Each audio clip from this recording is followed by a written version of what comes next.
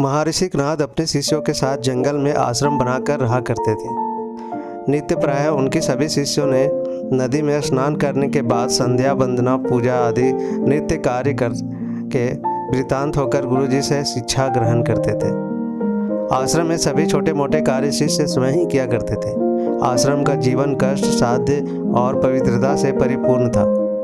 वर्षा ऋतु का आगमन समीप जान एक दिन ऋषि ने शिष्यों से कहा, वर्षा ऋतु आने वाली है, क्यों न हम हवन तथा भोजन आदि के लिए समाधि और सूखा ईंधन सभी से एकत्रित कर लें। शिष्यों ने कहा, जो आज्ञा गुरुदेव, और वे सब इस शुभ कार्य में बिना देरी किए कुल्हाड़ी आदि लेकर जंगल की तरफ चले गए। उन्होंने बड़ी लगन परिश्रम और हिम्मत से लकड़ी काट काट कर गट्टर बांधे और वे उन्हें कंधों पर लाद कर आश्रम में ले गए। गुरुजी बहुत प्रसन्न हुए। उन्होंने शिष्यों को आशीर्वाद दिया और कुछ समय बाद सदैव की भांति सभी शिष्य ऋषि कनाद के साथ नदी में स्नान करने गए। रास्ते में उन्हें बड़ी जंगल पड़ा, जहाँ से शिष्यों ने परिश्रम पूर्वक पसीना बहाते हुए सूखी लकड़ियाँ बटोर कर काट कर इकट्ठा की थी। वहाँ उस स्थान पर जब कुछ रौनक ही लग रही थी। वह वन जो सदैव सूखा वीरान पड़ा रहता था, अब वहाँ रंग बिरंगे सुगंधित सुगंध पुष्प जगमगा रहे थे। सारा जंगल उस पुष्पों की अजीब सी सुगंध से सुशोभित थी। वहाँ का दृश्य बड़ा मनोरम और आकर्षक था। गुरुजी और शिष्य यह दृश्य देखकर आश्चर्य करने लगे। वे सभी उस जंगल में यह विचित्र परिवर्तन देख आचरण में पड़ गए।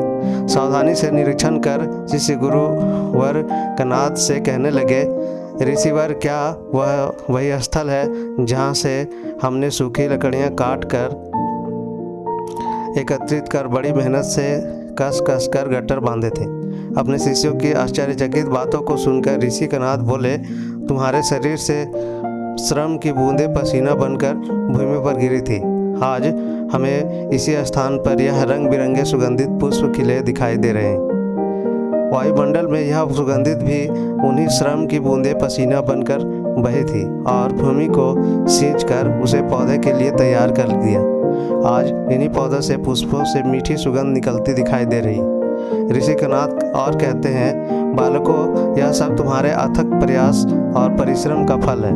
तुम्हारे शरीर से निकले वो सच्चे शुद्ध एवं पवित्र पसीने की बूंदों से परिणाम से ही यह रंग बिरंगे सुगंधित पुष्प खिले हैं। सच है, परिश्रम से बड़े पसीने की सुगंध किसी भी साधारण फूल की सुगंध से कहीं अधिक मीठी और प्यारी होती है। हमें सदा ही एतत् प्रयास एवं परिश्रम करते रहना चाहिए। बिना कष्ट उठाए, बिना अथक परिश्रम किए इस संसार में कोई महान नहीं बना।